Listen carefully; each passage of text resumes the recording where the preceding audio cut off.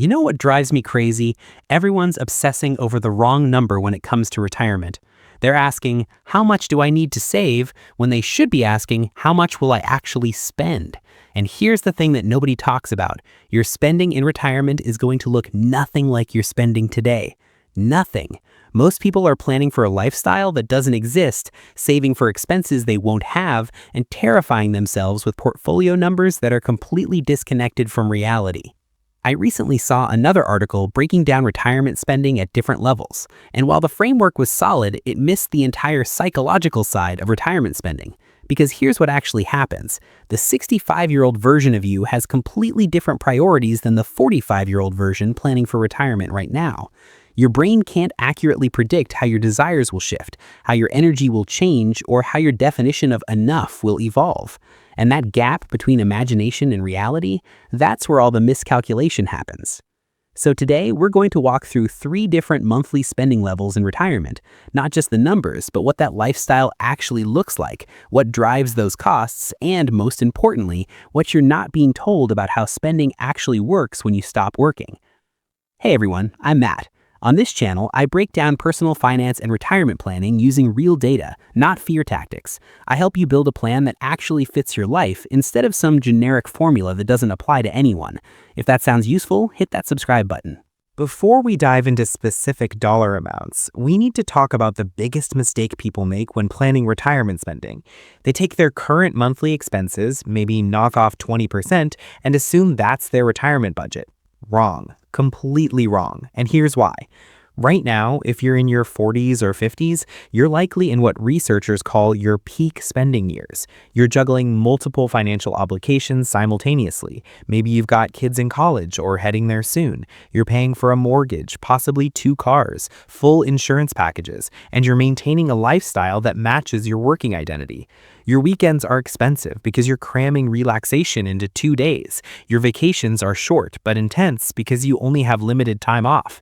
Everything in your life is optimized for maximum output in minimum time, and that costs money. But retirement spending follows a completely different pattern. Researchers identified 3 distinct phases: the go-go years, the slow-go years, and the no-go years. In your first decade of retirement, you're active, you're traveling, you're checking items off bucket lists. Spending is relatively high, but it's discretionary spending, not obligation spending. Then something shifts. Around your mid-70s, you enter the slow-go phase. Travel becomes less frequent, hobbies simplify. The appeal of expensive restaurants starts competing with the comfort of eating at home. And by your 80s, most people naturally settle into the no-go years, where spending drops significantly simply because the desire to spend decreases. This isn't depressing, it's liberation. It means you don't need to fund peak spending for 30 years. Studies tracking actual retiree spending show that expenses decline by roughly 1% annually in real terms after accounting for inflation. That might sound small, but over 20 years, that's nearly 20% less spending. Your lifestyle doesn't feel diminished because your desires are changing along with it. But here's what nobody tells you. This decline isn't evenly distributed across all spending categories. Housing costs tend to stay flat or even drop if you downsize. Food spending decreases as portion sizes shrink and eating out becomes less appealing. Entertainment and travel show the steepest declines. But healthcare spending increases, and it increases significantly. So when we talk about retirement spending levels, we're really talking about a shifting mix of expenses, not a static budget frozen in time. And here's where it gets interesting. Most financial advice treats retirement spending like it's predictable and linear, but here's what the data actually shows, and it's going to surprise you. The variation in spending between retirees at the same income level is massive. 2 couples, both targeting $5,000 monthly, can have wildly different actual spending patterns because their priorities, their health situations, and their family dynamics are different. The number matters less than understanding what drives your personal spending. Let's start with spending $3,000 per month in retirement, because this number represents the median experience for most retirees. If you're targeting this level, you're not living in poverty, but you're also not living extravagantly. You're living comfortably within clear boundaries. What does $3,000 a month actually buy you? Let's break it down without using fancy terms. Your housing situation is stable. Either you own your home outright or your remaining housing costs, including property taxes and insurance, consume roughly $800 to $1,000 of that monthly budget. Food and groceries run about $500 to $600 for a couple, less if you're single. Utilities, phone, internet, another $250. Transportation costs, assuming you own your vehicles outright, maybe $300 for gas, maintenance, and insurance. Healthcare premiums and out-of-pocket costs, this is where it gets real, probably $400 to $600 monthly, even with standard coverage. That leaves you with roughly $400 to $800 for everything else.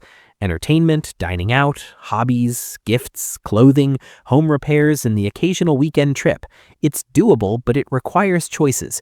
You're not saying yes to everything, you're prioritizing. That cruise, maybe every few years, not annually. That new car, you're driving yours for a decade, not 5 years. Here's what most people miss about this spending level. It's comfortable if your housing is paid off and you're relatively healthy. Those two factors are massive. If you've still got a mortgage payment or if you face unexpected medical expenses, $3,000 a month gets tight quickly. But if those big expenses are handled, this budget supports a peaceful, low-stress retirement. The investment portfolio needed to support this level varies wildly depending on other income sources. If steady monthly income from other sources covers $2,000, you only need your investments to produce $1,000 monthly. That's $12,000 annually. With reasonable withdrawal rates, you're looking at needing somewhere between $250,000 to $350,000 in invested assets. That's dramatically different from the million-dollar figures you see in headlines. Here's a real scenario that plays out constantly. A couple retires with $400,000 in investments and other monthly income covering most expenses. They need maybe $800 to $1,200 monthly from their portfolio. That's $10,000 to $15,000 annually. Their investments could realistically produce that with dividends and growth without even touching the principal in most years. They're effectively set for life at a $3,000 monthly spending level. But the financial media would tell them they're underfunded because they don't have $1 million. The disconnect is massive. The real challenge at this spending level isn't the math, it's the psychology. You have to be comfortable with a simpler lifestyle. That means driving older cars, limiting expensive travel, being selective about dining out, and saying no to lifestyle inflation. For some people, that's peaceful and satisfying. For others, it feels restrictive. Neither is wrong, but you need to know which one you are before you build your plan. But pause for a second. Let me show you something most financial advisors won't tell you. The real risk of this spending level isn't running out of money, it's having your flexibility destroyed by a single unexpected expense. A major home repair, a health emergency, helping a family member financially, any of these can derail a $3,000 monthly budget because there's limited cushion. This is why at this spending level, having even a small emergency fund separate from your retirement savings changes everything. Even $20,000 to $30,000 set aside specifically for emergencies transforms your financial security. Quick question. What percentage of your current spending do you think you'll need in retirement? Keep that number in mind because we're about to see how dramatically different reality can be from expectation. We're past the halfway point, and in the next few minutes, I'm going to reveal the one factor that changes everything about retirement spending. But first, let's talk about the $5,000 monthly spending level, because this is where retirement starts feeling genuinely comfortable for most people. At $5,000 a month, you're not worried about every purchase. You're still making choices, but they're preference choices, not necessity choices. Your housing is secure, your basic needs are covered, and you've got real discretionary income to work with, probably $1,500 to $2,000 monthly after covering all your essentials. What changes between $3,000 and $5,000? Everything and nothing. Your home doesn't get bigger, but maybe you can afford to maintain it better or make improvements without stress. You're not eating fancier food, but you're saying yes to restaurants more often. You're not taking luxury vacations, but you're traveling more frequently and staying in nicer accommodations. You can help your kids or grandkids financially without it being a major decision. You can pursue hobbies without constantly calculating costs. Here's the lifestyle reality at $5,000 monthly. You're probably spending around $1,200 on housing costs, including taxes and insurance. Food and dining out combined, maybe $800 to $900. Healthcare costs are similar to the $3,000 budget, still around $500 to $700 depending on your coverage and health status. Transportation, utilities, insurance, maybe another $600. That leaves you with meaningful money for travel, entertainment, hobbies, and unexpected expenses. The investment portfolio calculation changes significantly here. If you need the full $5,000 from your investments with no other income, you're looking at $60,000 annually. With conservative withdrawal strategies, that means you need roughly $1.2 to $1.5 million in invested assets. But here's what changes the math entirely. If you have any other monthly income covering even $1,000 or $2,000, your needed portfolio drops by $300,000 to $600,000. That's the power of having multiple income streams in retirement. Think about it this way. If you have $2,500 coming in from other sources and need $5,000 total, your investments only need to produce $2,500 monthly or $30,000 annually. Suddenly, you only need $600,000 to $750,000 in investments, not $1.5 million. Same lifestyle, dramatically different portfolio requirements. This is why understanding all your income sources matters more than fixating on a single portfolio number. At this spending level, couples and single retirees experience retirement very differently. A couple can share housing costs, share transportation costs, even share entertainment costs. Two people living on $5,000 combined are significantly more comfortable than one person living on $5,000 alone. The math isn't linear. Expenses don't double when you go from one person to two.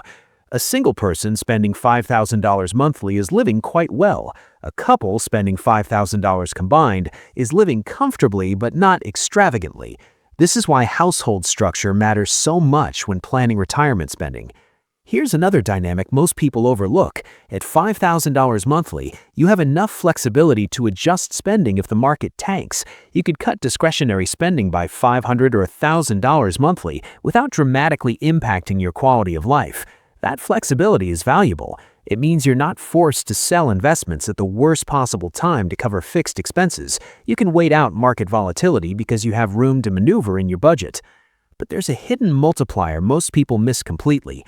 I'll break it down in a moment, but first, understand this. The difference between $3,000 and $5,000 monthly isn't just $2,000 in extra spending. It's the psychological freedom that comes with having a cushion. It's sleeping better because one unexpected expense won't derail your entire year. That peace of mind, that's what you're actually buying with that extra $2,000 monthly.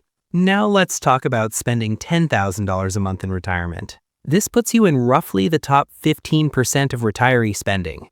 And I want to be very clear in here, this is a genuinely comfortable lifestyle, but it's not yacht and private jet territory. It's upper middle class living extended into retirement. At $10,000 monthly, you're probably spending $2,000 to $2,500 on housing, either because you maintained a larger home or you're in a high-cost area. Food and dining might be $1,200 to $1,500 because you're eating out frequently and not really watching grocery costs. Healthcare at this level might actually be higher, potentially $800 to $1,000 monthly because you're choosing better coverage, seeing specialists without hesitation, and paying for things standard plans don't cover. Transportation, maybe $800 if you're maintaining nicer vehicles or multiple vehicles. Travel and entertainment, this is where the big difference shows up, potentially $2,000 to $3,000 monthly averaged across the year. What does this lifestyle actually look like? You're traveling internationally once or twice a year without stressing about costs. You're helping your kids financially in meaningful ways. You're pursuing expensive hobbies without calculation. You're maintaining a larger home or potentially owning a second property. You're upgrading vehicles on a regular schedule. You're not checking prices at restaurants or grocery stores. The portfolio needed to sustain $10,000 monthly is substantial. If you need the full amount from investments, that's $120,000 annually. You're looking at needing $2.5 to $3 million in invested assets minimum. And here's where the math gets uncomfortable for most people. At this spending level, your investment portfolio is doing the vast majority of the work from day one. Other income sources might cover $2,000 to $3,000 monthly, but you're still pulling $80,000 to $100,000 annually from investments. Let's get specific with a real scenario.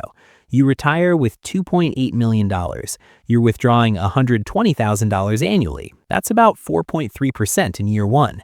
Seems reasonable, but then the market drops 25% in year two of your retirement. Your portfolio is now $2.1 million, but you still need that $120,000. Now you're withdrawing 5.7% from a declining portfolio. That's how retirees get into trouble.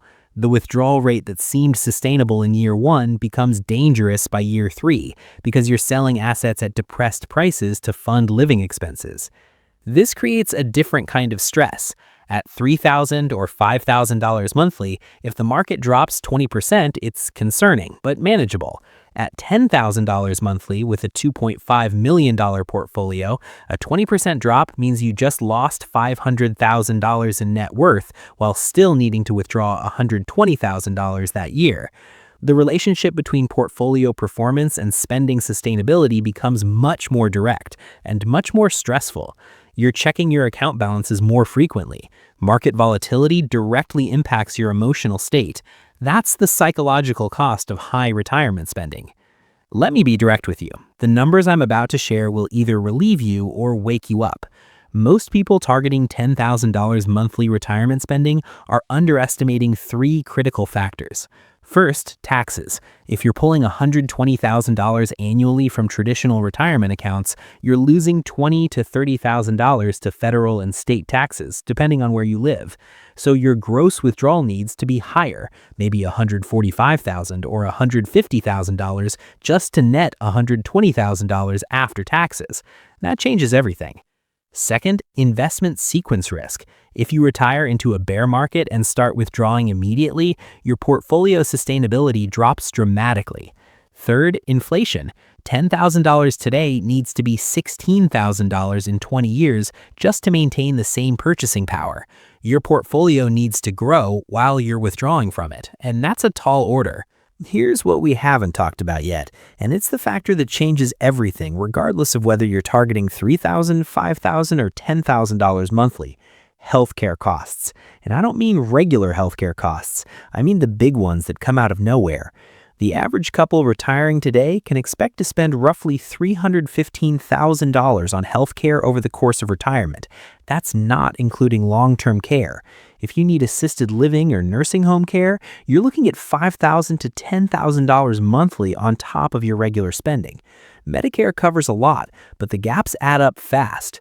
Dental, vision, hearing aids, prescriptions, extended care situations. Most people build a budget assuming good health. Then health declines and the budget explodes. I've seen couples living comfortably on $4,500 monthly suddenly need $7,000 when one spouse requires care. This is why I tell people to add at least 20 to 30% to whatever spending level they think they need for healthcare volatility. If you think you can live on $5,000 monthly, plan for $6,000 to $6,500. Then there's taxes. If most of your money is in traditional retirement accounts, every dollar you withdraw is taxed as ordinary income. At $10,000 monthly, you could be in the 22 to 24% federal bracket plus state taxes. That means withdrawing $13,500 to net $10,000 after taxes. And starting at age 73, required minimum distributions push you into higher brackets whether you need the money or not. And inflation. Your $5,000 monthly budget today needs to be $8,000 to $9,000 in 20 years just to buy the same lifestyle. Your investments need to grow while you're withdrawing, and that's increasingly difficult as you age. So here's the real question. Not how much do I want to spend in retirement, but what do I actually value? The happiest retirees aren't the ones spending the most. They're the ones whose spending aligns with their priorities. I've seen people blissfully happy on $3,500 monthly because they live simply and enjoy it. And I've seen people stressed at $12,000 monthly because they're chasing a lifestyle that doesn't bring them joy. The action plan is simple. First, track your actual spending for 3 months right now. Not what you think you spend, what you actually spend. Most people discover they're spending 15 to 25% more than estimated. Second, separate expenses into 3 categories: obligations you can't change, necessities you could reduce if needed, pure discretionary spending. That tells you your true floor. And third, talk to people already retired about what their spending actually looks like. Reality is the best teacher. The portfolio you need is tied to the lifestyle you choose. You can have a fulfilling retirement at $3,000 monthly if your priorities align with that budget. You can feel broke at $10,000 monthly if you're chasing a lifestyle that doesn't fit your values. Where do you fall in this range? Are you targeting $3,000, $5,000, $10,000, or somewhere in between? And have you really thought about what drives those costs and whether they align with what you actually want? Drop your thoughts in the comments.